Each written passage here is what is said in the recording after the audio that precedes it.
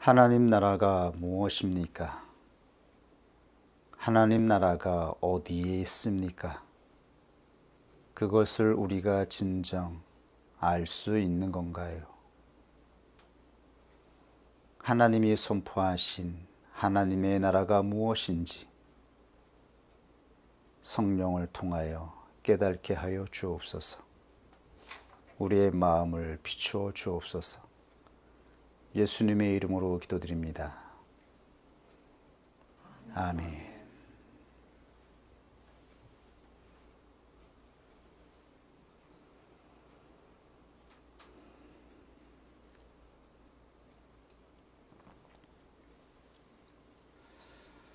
오늘부터 하나님 나라 강론 본론에 들어가도록 하겠습니다. 구약 모세오경에 기록된 구원 여정이 하나님 나라를 모형으로 하고 있다면, 신약에 쓰여진 복음서에는 하나님 나라의 실체가 무엇인지를 증거하고 있습니다. 성경이 기록된 목적은 바로 하나님 나라를 증거하는 것입니다.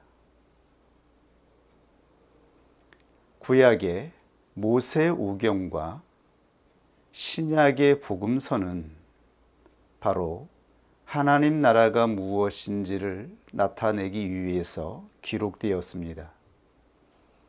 그리고 그 다음에 쓰여져 있는 구약의 무수한 책들의 내용과 신약에 기록된 서신서들, 그리고 무수한 내용들은 하나님 나라가 이루어지는 실존이 무엇인지를 기록하고 있는 것입니다. 하나님께서 세상을 창조하신 목적은 바로 에덴 동산에 두신 사람을 통하여 하나님 나라가 완성되는 것이었습니다. 하나님의 창조 목적은 바로 하나님 나라에 있습니다. 그러므로 사람들이 성경을 읽고 성경을 통독하고 성경 공부를 하여도 하나님 나라가 무엇인지를 알지 못한다면, 그것은 성경에 기록된 하나님의 뜻이 무엇인지를 전혀 알지 못하는 것입니다. 성경의 핵심 주제는 그 모든 중심이 하나님 나라를 증거하는 데 있는 것입니다. 오늘부터 우리는 구체적으로 하나님 나라가 무엇인지 함께 강론하며 확인하도록 하겠습니다. 하나님 나라가 무엇인가요? 그것은 바로 왕이 행사하는 주권이라고 말씀드렸습니다. 왕이 행사하는 주권이 이루어질 때에 하나님의 나라는 성취되는 것입니다. 우리가 걸어온 구원 여정은 무엇이었습니까? 하나님이 부르셔서 걸어오게 하신 이 여정을 통하여 과연 왕의 주권이 무엇인지를 보게 되었나요? 우리에게 요구하시는 하나님의 뜻이 무엇인지, 우리를 이토록 고통 가운데에서 연단하신 것이 과연 하나님 나라가 맞는 것인가요?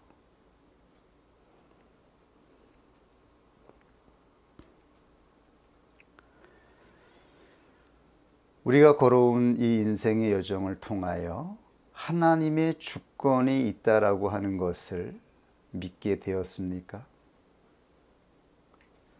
영토와 백성이 있다고 하더라도 하나님의 주권이 이루어지지 아니하면 나라가 될 수 없습니다.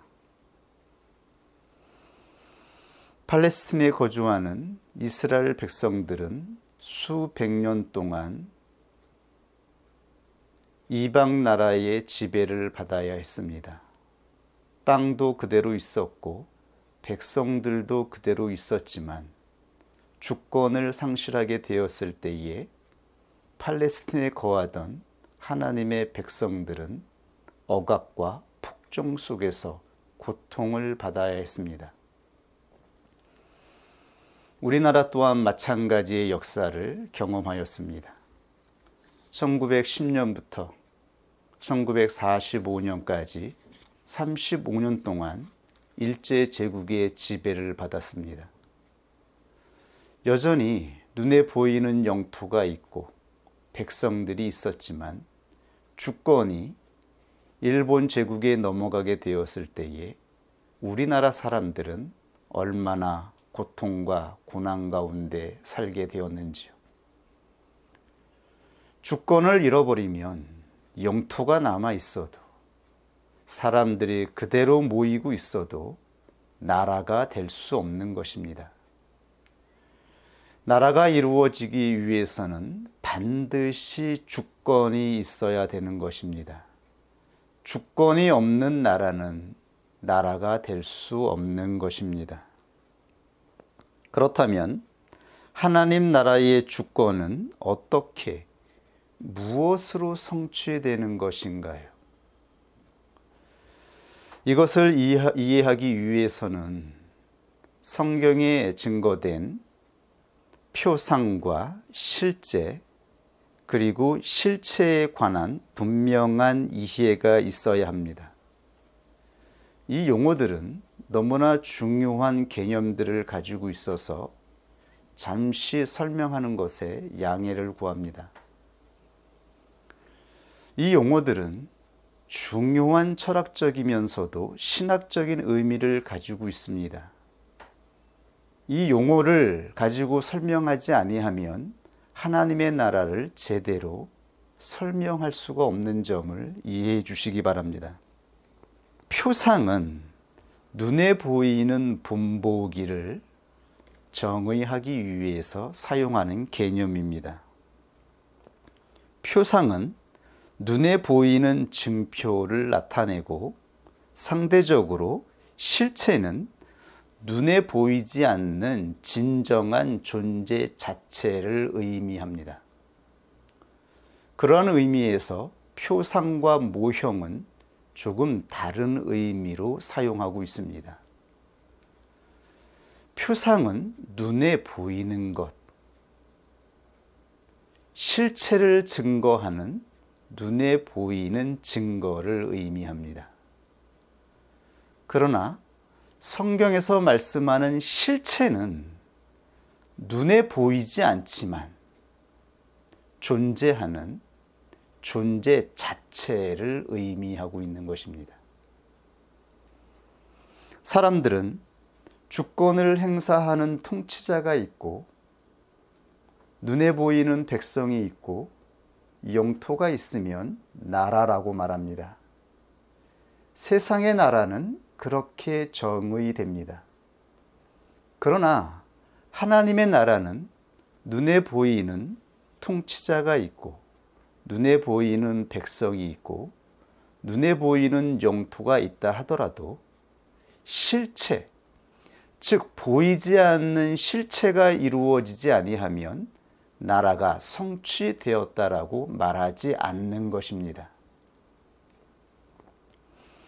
지금 이 땅에 하나님의 주권이 행사되는 교회가 있습니다. 교회 안에 질서가 있습니다. 법이 있습니다.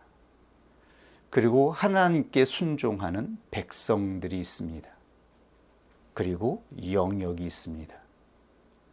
그러면 하나님 나라가 성취된 것인가요? 하나님의 나라가 성취되었다면 왜 교회에서 여전히 싸움과 갈등이 멈추지 않는 것인가요? 하나님 나라가 성취되었다면 그 나라는 성경에서 약속한 것처럼 평화와 화목이 이루어지는 평강의 나라일 텐데 말입니다. 왜 이 땅의 싸움이 멈추지 않을까요? 하나님이 세우신 교회에서조차 싸움이 멈추지 않고 있습니다. 그 이유가 무엇인가요?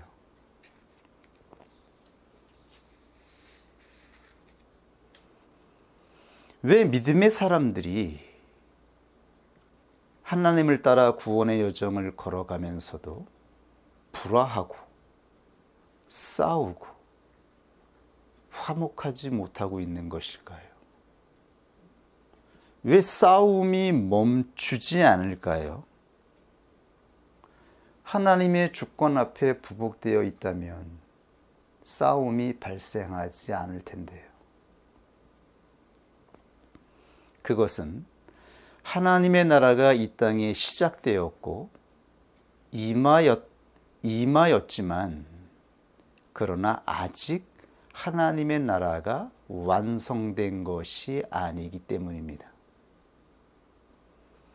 하나님의 나라는 이 땅에 임하였습니다. 오랫동안 고대하고 기다리던 하나님의 나라가 이 땅에 임하여 시작된 것입니다. 이것을 위해서 예수 그리스도가 초림하신 것입니다. 너무나 놀랍고 위대한 하나님의 나라가 이 땅에서 시작되었습니다. 이 시작을 성취라고 하는 것입니다. 그러나 여전히 하나님 나라는 싸우고 있습니다. 예수 그리스도가 재림하실 때에 이 모든 싸움은 끝나게 될 것입니다. 하나님 나라는 완전한 완성을 위하여 지금 싸우고 있는 중인 것입니다.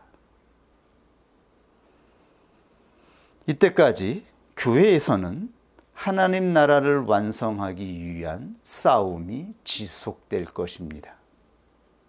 하나님 나라는 지금 싸우는 중이기 때문입니다. 이 땅에 하나님 나라가 시작된 것은 사실이지만 여전히 하나님 나라는 싸우는 중에 있습니다.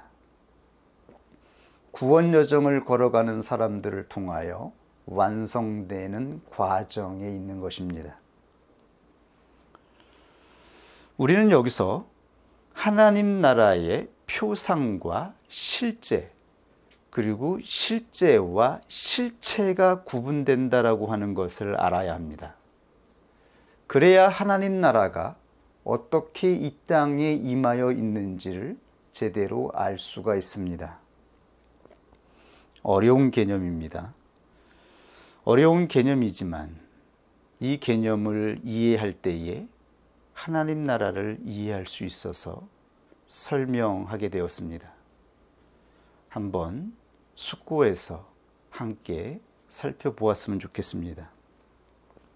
예를 들면 아리스토텔레스는 실체와 실제는 구분되지 않는다라고 말하였습니다. 플라톤이 말하는 관념의 세계는 실체가 아니라고 하였습니다. 성경에서 증거하는 보이지 않는 하나님도 실체가 아니라고 주장하였던 것입니다. 아리스토텔레스는 실체와 실제는 구분되는 것이 아니라 하나이어야 된다라고 얘기했습니다.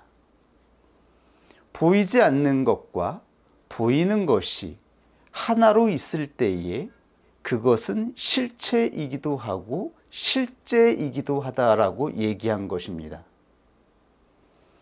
그러므로 사람들이 말하는 보이지 않는 세계, 보이지 않는 하나님은 존재한다라고, 실체라고 말할 수 없다라고 이야기한 것입니다. 여기에 대해서 개혁파 교회의 위대한 교사였던 조나단 에드워드는 아니다. 성경에는 분명히 실체와 실제를 구분한다라고 논증하였습니다. 그 예를 들어서 사람들의 눈에 보이지 않지만 마음은 존재하는 것이 아니냐. 아무리 우리가 부인해도 마음이 존재한다라고 하는 것을 그 누구도 부인할 수 없을 것이다. 마음은 존재하는 것이다. 마음은 따로 존재하는 것이고 이 마음을 통해서 나타나는 움직임들, 효과, 영향력은 실제라고 했던 것입니다. 예를 들면 우리는 마음과 감정이 하나일 때도 있지만 구분되어 있을 때를 종종 경험하곤 합니다. 우리가 누군가를 미워하고 싶지만 당연히 미워해야 함에도 불구하고 우리의 이성과 감정으로는 좋아할 수 없음에도 불구하고 우리 마음에서 미워할 수 없는 그 무엇인가가 우리의 마음을 주장합니다. 어떤 사람은 누군가를 사랑하고 싶지 않은데 자기의 형편, 모든 상황, 모든 입장을 고려할 때에 저 사람을 사랑하면 안 되고 사랑할 수 없지만 사랑하는 마음을 거부할 수 없습니다. 그 마음을 거부할 수 없는 것입니다. 그러므로 사람들은 이렇게 고백하죠. 내 마음도 내 뜻대로 되지 않는다라고 말입니다. 내 마음인데도 불구하고 내 뜻대로 할 수 없다라고 말하는 것입니다. 생각하는 그대로 내 마음을 만들고 싶은데 나의 이성으로 판단한 논리대로 계산대로 내 마음을 만들고 싶은데 마음은 실체로 존재합니다.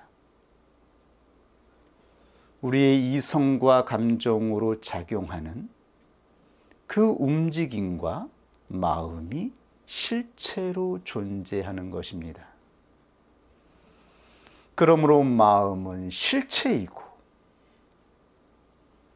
그리고 우리의 감정을 통해서 나타나는 움직임이나 영향력은 실제로 구분된다라고 말했던 것입니다.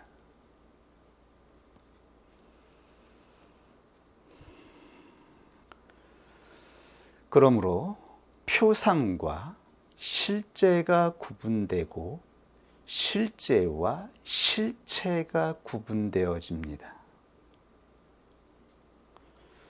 표상이 눈에 보이는 하나의 형상이라면 믿음은 마음에 분명하게 존재하는 실체다라고 성경에서 확증하고 있는 것입니다. 믿음은 눈에 보이지 않지만 실체입니다. 히브리 기자의 논증을 보십시오. 믿음은 바라는 것들의 실상이요. 이 실상이 바로 헬라어 히포스타시스, 실체라는 의미입니다. 실체, 본질, 본체라는 의미입니다. 믿음은 바라는 것들의 실상, 실체요. 보지 못하는 것들의 증거니. 히브리서 11장 1절 말씀. 실체는 존재 자체를 의미하고 있습니다. 믿음은 눈에 보이는 것이 아닙니다. 그러나 이 믿음이 우리 마음을 주장하고 있습니다. 아니, 이 믿음을 바로 마음 자체라고 하는 것입니다. 하나님께서 장차 오실 예수 그리스도를 통해서 약속하신 새 마음, 그 새 마음의 정체가 무엇일까요? 우리 안에 새 마음을 주신다고 했는데 그 새 마음의 정체가 무엇이라고 생각하였습니까? 신약 성경의 사도들은 그 새 마음의 정체를 바로 믿음이다 소망이다, 사랑이다라고 증거하였던 것입니다. 우리 마음에 우리의 이성과 감정으로 어찌할 수 없는 믿음이 선물로 심겨졌습니다. 이 믿음은 우리 자신의 것이 아니라 예수 그리스도의 믿음이라고 하는 것입니다. 예수 그리스도의 믿음은 실체이기에 예수 그리스도의 실체를 나타냅니다. 예수님은 지금 눈에 보이지 않습니다. 그러면 어떻게 존재한다라고 하는 것을 증명할 수 있나요? 성령은 눈에 보이지 않습니다. 그러면 성령이 존재한다라고 하는 것을 우리는 어떻게 증거합니까? 예수님은 이미 2000년 전에 하늘로 올라가셔서 하나님 우편에 계십니다. 우리의 눈으로 볼 수 없습니다. 그러나 예수 그리스도의 믿음이 우리 안에 선물로 심겨져 있습니다. 이 믿음은 예수 그리스도의 마음 자체인 것입니다. 예수 그리스도의 존재 자체라고 하는 것입니다. 마음이 보이지 않는 실체이기 때문입니다. 그러므로 시브리 기자는 믿음이 바로 실상이다라고 증거하였던 것입니다. 우리의 이성과 감정으로는 이해가 되지 않아서 우리의 감정으로는 미워하게 되고 억울하고 화가 나지만, 그러나 이 이성과 감정을 대항하고 지배하고 부복하게 만드는 마음이 있습니다.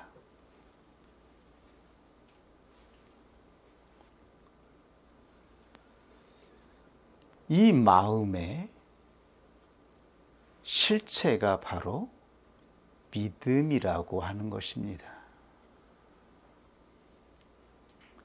믿음이 바로 구약에서 하나님이 약속하셨던 새 마음의 정체인 것입니다.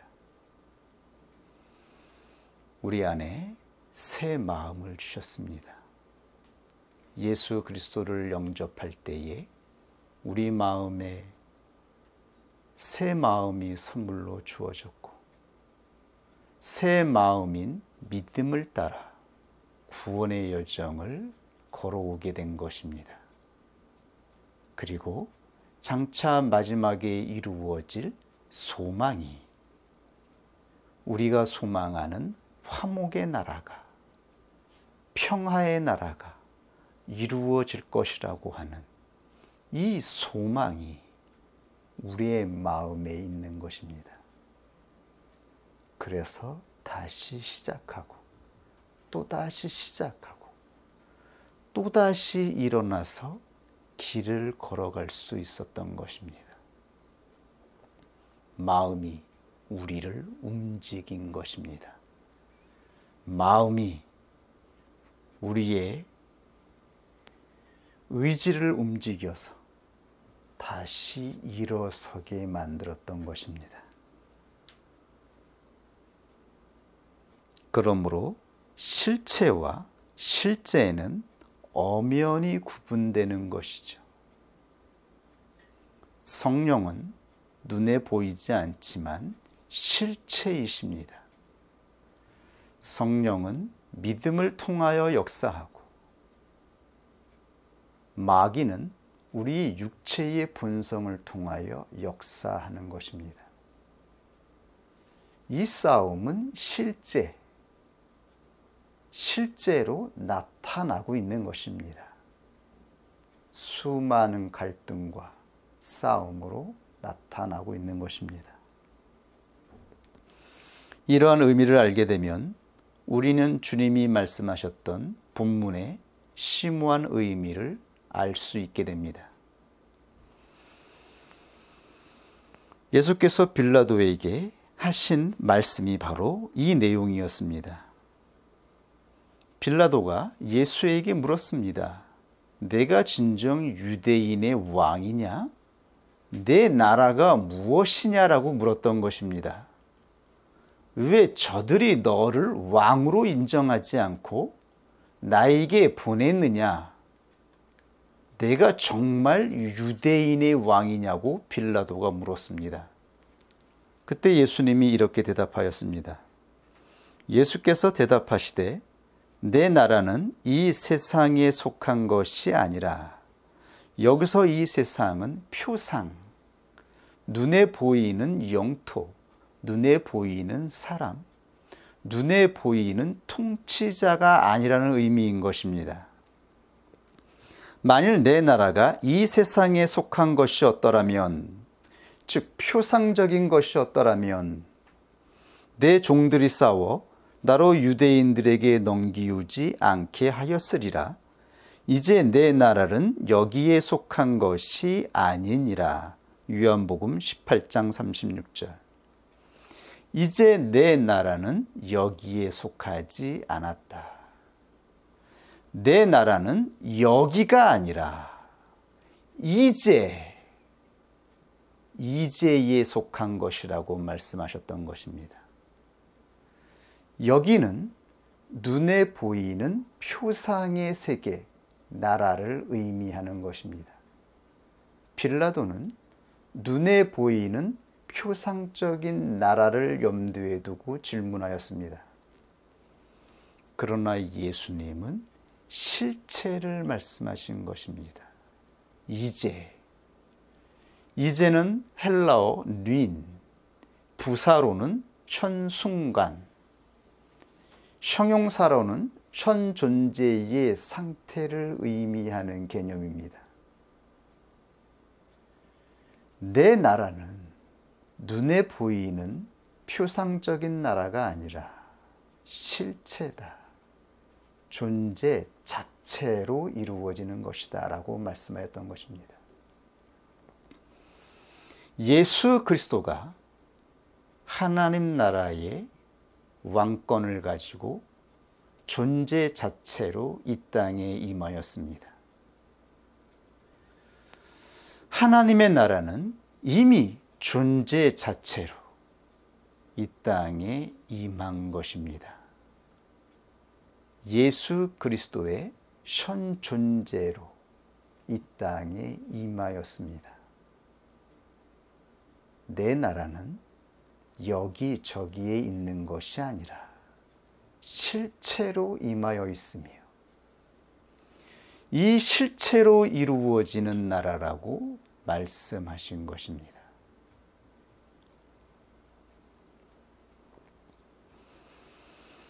주님께서 말씀하신 하나님 나라는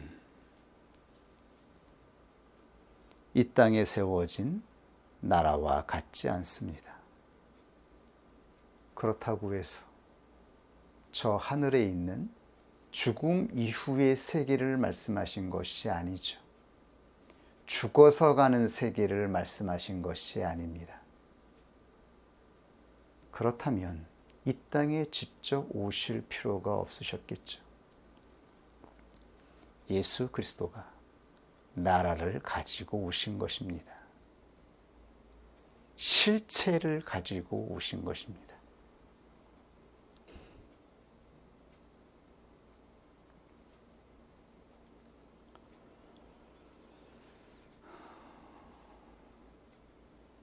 비록 사람들이 떨어져 있고 시대가 달라도 같은 장소에 있지 아니하여도 동일한 실체로 연결된 하나님 나라가 있습니다. 하나님 나라는 시간을 초월하고 공간을 넘어 영적 존재의 실체로 묶여 있는 나라입니다. 이 나라는 세상의 나라와 같지 않습니다. 그렇다면 영토의 실체는 무엇일까요? 시간과 공간을 초월하는 영토의 실체가 있습니다. 성경에서 그토록 자주 언급하는 약속의 땅은 무엇인가요? 눈에 보이는 영토? 지금도 역시 전쟁하며 싸우고 있는 저 팔레스틴인가요?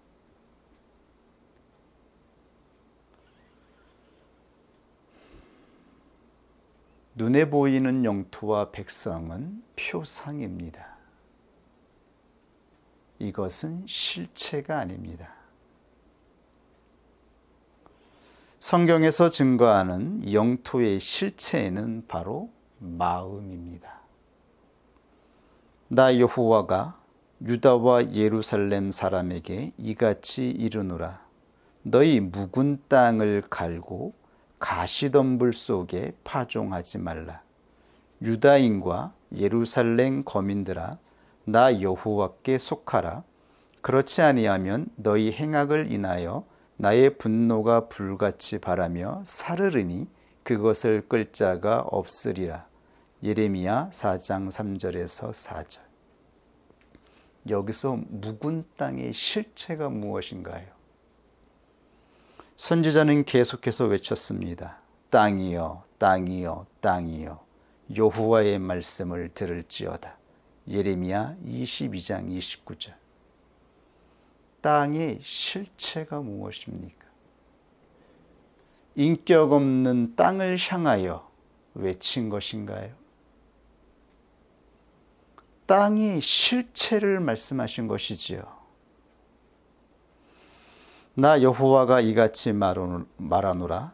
무릇 사람을 믿으며 혈육으로 그 권력을 삼고 마음이 여호와에게서 떠난 그 사람은 저주를 받을 것이라. 그는 사막의 떨기나무 같아서 좋은 일에 오는 것을 보지 못하고 광야 건조한 곳, 건건한 땅, 사람이 거하지 않는 땅에 거하리라. 그러나 무릇 여호와를 의지하며 여호와를 의뢰하는 그 삶은 복을 받을 것이라. 그는 물가에 심기운 나무가 그 뿌리를 가변에 뻗치고 더위가 올지라도 두려워 아니하며 그 입이 청정하며 가무는 해에도 걱정이 없고 결실이 그치지 아니함 같으리라. 실체가 무엇입니까? 어디에서 이것이 이루어지는 것입니까? 바로 마음입니다. 만물보다 거짓되고 심히 부패한 것은 마음이라. 누가 능히 이를 알리오마는 나 여호와는 심장을 살피며 폐부를 시험하고, 즉 실체를 시험한다는 것입니다. 하나님은 실체를 만들고 실체를 심판하신다라고 말씀하셨던 것입니다. 각각 그 행위와 그 행실대로 보응하나니. 예레미야 17장 5절에서 10절. 성경은 이 세상의 철학자들과 전혀 달리 실체가 있다라고 말씀하였습니다. 실체는 바로 눈에 보이지 않는 마음이다. 마음과 실제는 구분된다라고 말씀하고 있습니다. 하나님은 실체를 본다라고 말씀하고 있습니다. 그리고 실체에서 이루어지는 것이 진정한 복이라고 말씀하였습니다. 그것이 우리의 인생인 모든 것을 주장하는 것이라고 말씀하였습니다. 하나님은 실제의 세계와 눈에 보이는 세계와 그리고 움직이는 실제와 눈에 보이지 않는 실체의 세계를 구분하여 창조하였습니다. 눈에 보이는 세계가 있고 보이지 않는 세계가 있습니다. 이것은 구분되어 있지만 서로 연결되어 있습니다. 눈에 보이는 세계는 보이지 않는 실체의 증거입니다. 표상입니다. 그러나 실체가 이루어지지 않았는데 눈에 보이는 표상의 세계가 보인다고 해서 실체가 없는 상황 가운데에서 그 표상의 세계가 영원하겠습니까? 안개와 같이 잠깐 있다가 사라진다라고 말씀하신 것입니다. 표상은 그것이 실체에서 나올 때에는 증거가 되는 것입니다. 증표가 되는 것입니다. 그러나 실체가 없다면 그것은 안개와 같은 것입니다.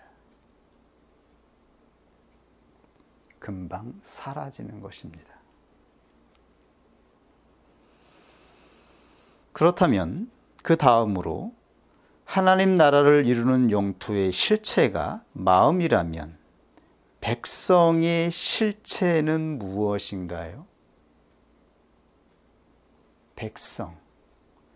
백성이 있어야 하나님의 나라가 완성될 텐데요.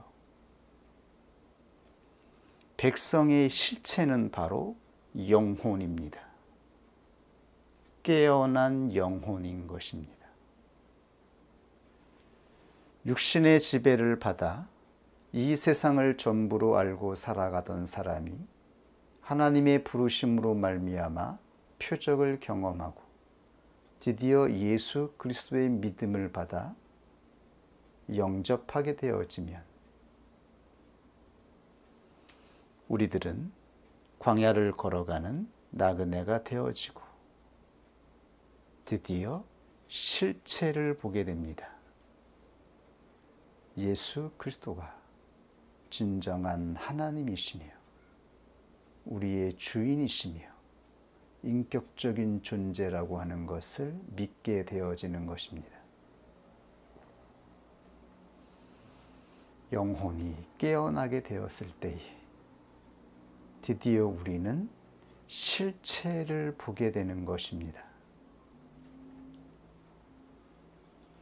마음이 있는지, 우리의 감정이 무엇인지,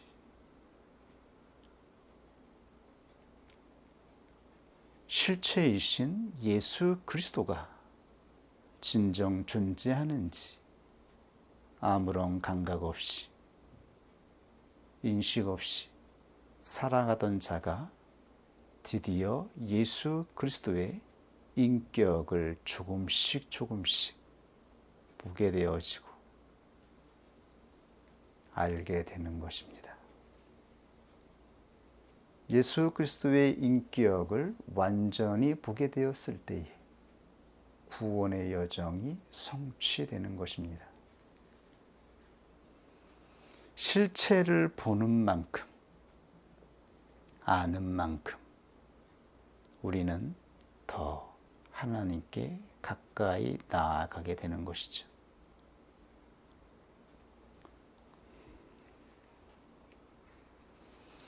깨어나지 아니하면 들을 수가 없습니다.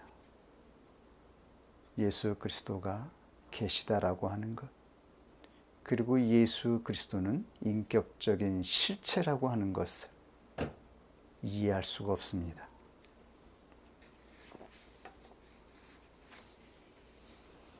그러므로 예수님이 이렇게 말씀하셨습니다.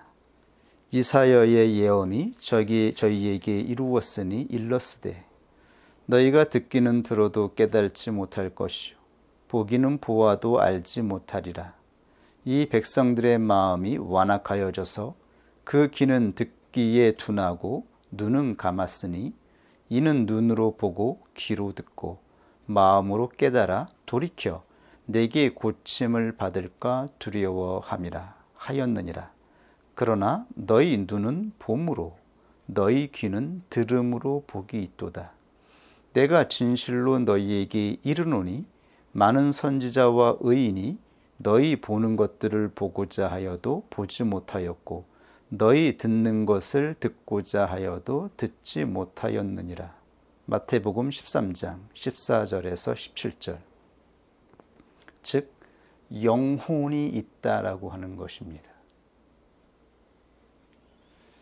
영혼이 있다라고 하는 것을 알게 되는 것입니다. 영혼이 깨어날 때 내 영혼이 잠들어 있었구나. 내 영혼이 육신에 사로잡혀 있었구나. 이렇게 하나님의 말씀이 이해되어지고 예수 그리스도의 인격이 조명되는데 비로소 이전에 내가 어두운 가운데에 하나님을 바라보지 못하고 하나님을 믿지 못하고 예수 그리스도가 하나님 존재의 실체로 이 땅에 왔다라고 하는 것도 전혀 감각하지 못하여 살아가던 자였다라고 하는 것을 알게 되는 것이죠. 예수 그리스도가 실체이신 것입니다. 예수 그리스도는 눈에 보이지 않지만 예수 그리스도 안에 있는 마음, 그 실체를 믿는 자들에게 신겨 주셨습니다. 믿음으로, 소망으로, 사랑으로. 그러므로 우리가 구원을 받은 것은 우리 자신의 의지, 우리 자신의 믿음이 아니라 예수 그리스도의 믿음이라고 말하였던 것입니다. 하나님의 선물로 말미암아 하나님의 작정하신 가운데에서 은혜를 통하여 예수 그리스도의 마음이 우리 마음에 심겨진 것입니다. 그리고 이 믿음은 실체다. 예수 그리스도 존재 자체다라고 말하는 것입니다. 이 놀라운 복음의 비밀이 우리 안에 조명되고 이해되기를 원합니다.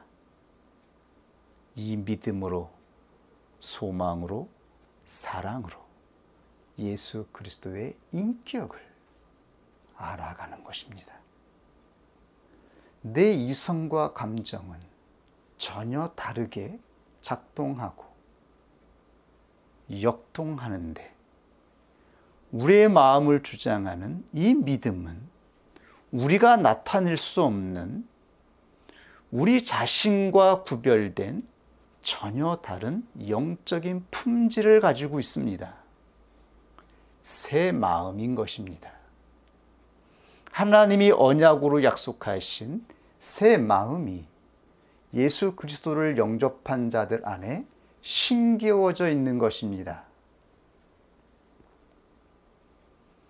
이것이 새 마음의 정체인 것입니다. 예수님 시대에는 예수님이 이 땅에 왔지만 보면서도 들으면서도 하나님의 존재가 실체로 이 땅에 왔다라는 것을 보지 못하였습니다. 하나님께서 우리에게 새 마음을 주셨지만 우리의 영혼이 깨어나지 아니하면 이 실체를 볼 수가 없는 것이죠. 그러므로 교회 안에 들어와 있다라고 해서 외적으로 교회 건물이 세워지고 예배가 드려지고 사람들이 모인다고 해서 그것이 하나님 나라가 이루어진 것이라고 말할 수는 없는 것입니다. 사람들이 모였다 하더라도 하나님의 왕적인 주권이 행사되고 깨어난 영혼이 있고 하나님의 진리의 말씀을 받을 만한 마음이 없다면 하나님 나라가 이루어진 것이 아닙니다.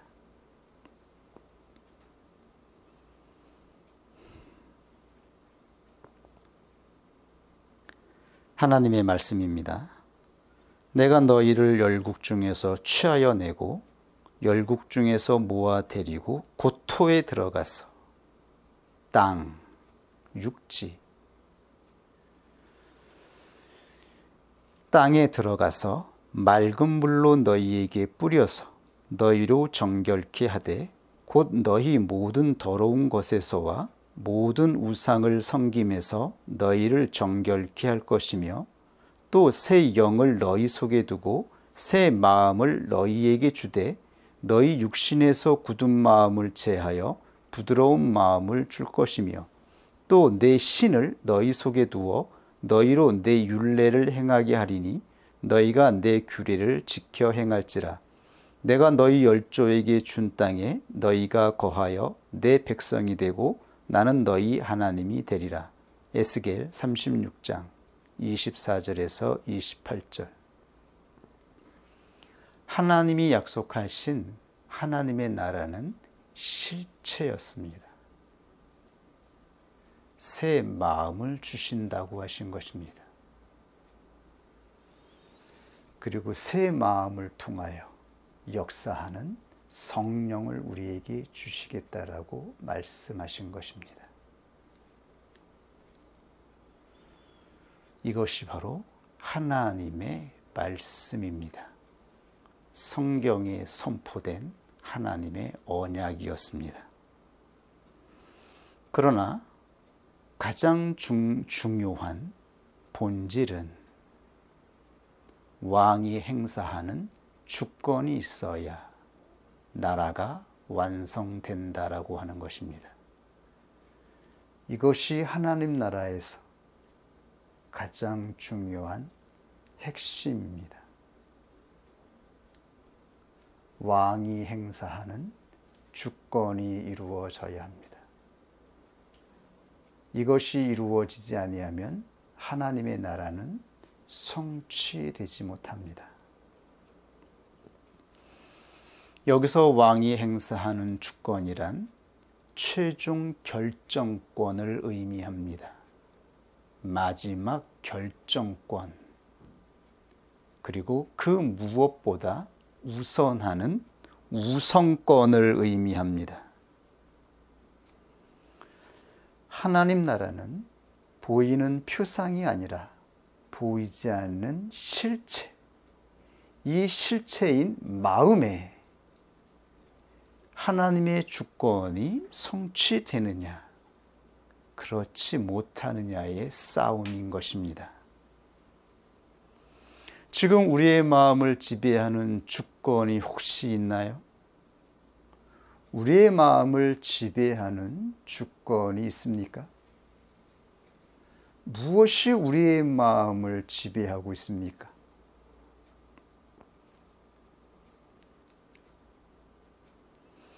이 지배권이 하나님께 있느냐, 나에게 있느냐,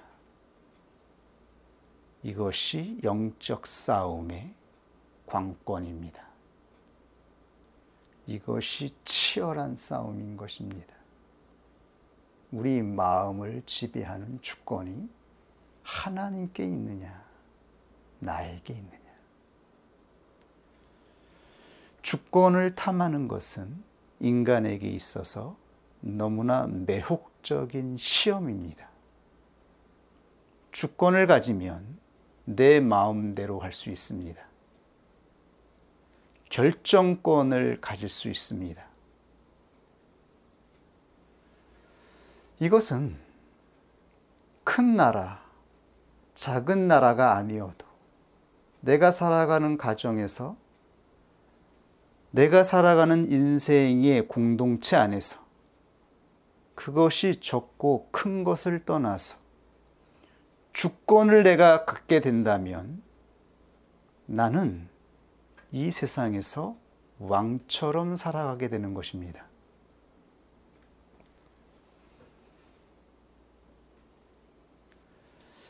자기가 중심이 되는 세상을 상상해 보십시오. 사람들이 싸우는 싸움의 본질이 무엇인지를 생각해 보십시오. 형의 간섭을 받지 않을 수 있다면, 남편과 아내의 간섭을 받지 않고 내가 임의대로 결정할 수 있다면 얼마나 이 세상이 행복하게 느껴질까요? 사람들은 저마다 자기가 주권을 행사하는 삶을 상상하며 살아가지 않겠습니까? 얼마나 편안하고 자유로울까요? 이것이 사람의 본질적인 욕망이라고 하는 것입니다. 이 싸움은 이 세상을 살아가는 마지막까지, 우리가 육신을 벗는 그날까지 지속될 것입니다. 너무도 강력한 유혹이기 때문입니다. 내가 원하는 것을 할 수 있고 내가 원하는 대로 선택할 수 있다라고 하는 것, 이것은 영혼을 가진 자가 꿈꾸는 가장 본질적이며 최종적인 욕망이기 때문입니다. 왜냐하면 사람은 다른 사람의 간섭이나 지배를 받게 되면 불안해집니다. 두려움의 정체는 불안함입니다. 사람은 불안함을 견딜 수 없습니다. 불안한 상태가 되어지면 내 영혼이나 내 마음의 모든 제어력이 상실되어집니다. 불안한 마음이 우리 마음 안에 시작되어지면 우리는 그 어떠한 지성도, 그 어떠한 판단력도, 그 어떠한 고상한 인격도 지닐 수가 없습니다. 불안해지면 두려움이 우리 영혼을 지배하게 되어지고, 그때 우리의 인생은 처참함과 고통과 괴로움을 느끼게 되는 것입니다. 이것이 우리 영혼의 마지막 파괴된 상태입니다. 아무런 희망도 소망도 아무것도 없는 상태, 불안한 상태. 그래서 사람들은 이 불안을 내 마음에 발생시키지 않기 위해서 주권 싸움을 하는 것입니다. 주권을 갖고 싶어 하는 것입니다. 불안하면 살 수가 없기 때문입니다. 이유를 막론하고 불안해지면 우리는 살 수 없는 상태가 되어집니다. 사람은 근본적으로 불안한 존재이기 때문입니다. 하나님과의 관계성이 파괴돼서 죄인으로 인생의 삶이 시작된 그 순간부터 사람은 불안한 존재가 되었습니다. 그래서 사람은 사사롭든 큰 것이든 어떤 폭력적인 주권이 행사되면 불안에 떨게 되는 것입니다. 그러므로 주권은 이 땅의 그 누구도, 그 어떤 사람에게도 주어지면 안 되는 것입니다. 사람은 그 누구도 주권을 가지면 안 됩니다. 하나님은 그 어떠한 사람에게도 주권을 주시지 않는 것입니다. 주권은 오직 우리의 왕이신 예수 그리스도에게 하나님께서 일임하신 것입니다. 사람은 주권을 가져서는 안 됩니다. 우리의 왕은 예수 그리스도이십니다. 만약 사람이 이 주권을 행사하게 되어지면 우리의 삶은 고통이 되어지고 파괴되어지기 때문입니다. 결국 누군가의 영혼을 파괴할 수밖에 없습니다. 하나님은 태초에 에덴 동산에서 선악을 알게 하는 나무를 통하여 시험하셨습니다. 바로 주권을 시험하신 것입니다. 과연 아담과 하와가 이 시험에서 이기고 에덴 동산에 하나님의 나라를 완성할 것이냐, 아니면 아담이 주권을 탐하여 타락할 것이냐. 선악을 알게 하는 나무는 마지막 결정권이었습니다. 모든 것을 임의로 하되 이 하나만은 하나님의 영역으로 남겨놓으신 것이었습니다. 즉 주권은 하나님께 있다라고 하는 것이었습니다. 사람은 자유로운 존재였습니다. 그러나 하나님은 사람들에게 절대적인 자유를 주지 않았습니다. 이것은 왕의 자유이기 때문입니다. 오직 하나님만이 왕권을 가지고 있기 때문입니다. 그러나 자유를 누리던 인간이 결국 그 자유의 마지막인 절대적인 자유를 탐한 것입니다.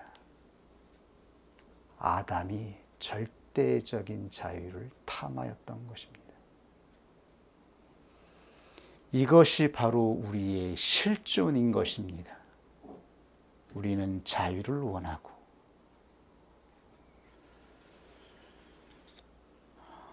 내 나름대로 선택할 수 있는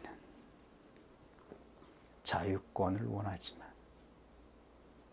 이것을 제어할 수 없는, 제어할 수 있는 주권이 행사되지 아니하면 결국 마지막 자유, 절대적인 자유에까지 탐하는 욕망이 사람에게 있는 것입니다.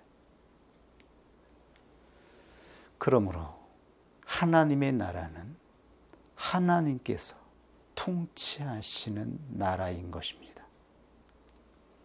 하나님께서 주권을 가지고 행사하는 곳, 하나님만이 왕으로 경배받는 곳, 바로 이것이 하나님의 나라인 것입니다.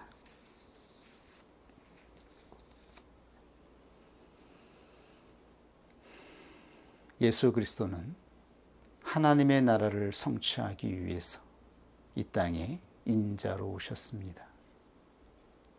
겸손한 인자로 이 땅에 오셨습니다. 자신의 왕권을 내려놓고 섬기는 자로 오셨습니다. 그래서 가난한 자와 불쌍한 자들, 연약한 자들을 부르시고 그들에게 자신의 왕권을 사용하지 않고 겸손한 위치에서 섬기는 자로 그들을 섬겼습니다. 이때에 어떠한 일이 발생하였을까요? 사람들은 이러한 예수 그리스도의 모습을 바로 알지 못했습니다. 얼마나 미천한 자들이, 하찮은 자들이 예수 그리스도가 스스로 왕권을 내려놓고 섬기는 자리에 있게 되어지자 정말로 하찮은 자들이 자기의 의지를 사용하여 예수 그리스도를 무시하고 비난하고 십자가에 못 박았던 것입니다. 이것이 인간의 타락한 본성이었던 것입니다. 이 세상의 권력을 가지고 있는 사람들만 타락한 것이 아니라 불쌍하고 심없고 병들고 가난한 자들도 예수님께서 낮은 자리에서 하나님의 사랑으로 섬겼을 때에 그들은 예수 그리스도를 왕으로 받들지 않았습니다. 오히려 무시하고 하찮게 대했던 것입니다. 이것이 타락한 사람의 본성이다. 우리의 실존이다라고 말씀하고 있는 것입니다. 그런데 우리는 주권을 탐하려고 합니다. 자유가 부족하다 말합니다. 하나님의 나라가 우리 교회 가운데 임하여서 수많은 은혜와 사랑으로 섬김으로 역사하였습니다. 그러나 우리의 자유에 대한 욕망은 끝이 없습니다.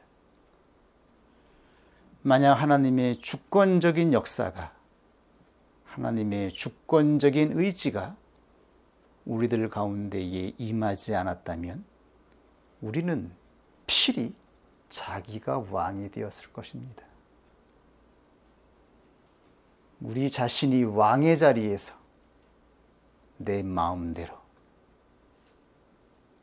살고 싶은 욕망으로 살아가고 있을 것입니다.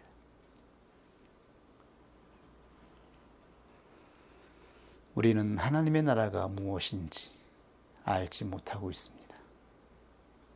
하나님의 나라가 어떻게 이 땅에 임하여 있는지 모르고 있습니다. 하나님의 나라가 이 땅에 임하여서 이미 역사하고 있습니다. 하나님의 나라가 우리 교회 가운데에 역사하고 있습니다. 그럼에도 불구하고 왜 우리는 진실을 보지 못하고 끊임없이 육신을 따라 작동하고 있는지, 그 사실에 대해서 다음 주부터 강론하도록 하겠습니다. 오늘 하나님 말씀 앞에 한 주간 동안 잠잠히 숙고하는 자가 되기를 원합니다. 기도하겠습니다.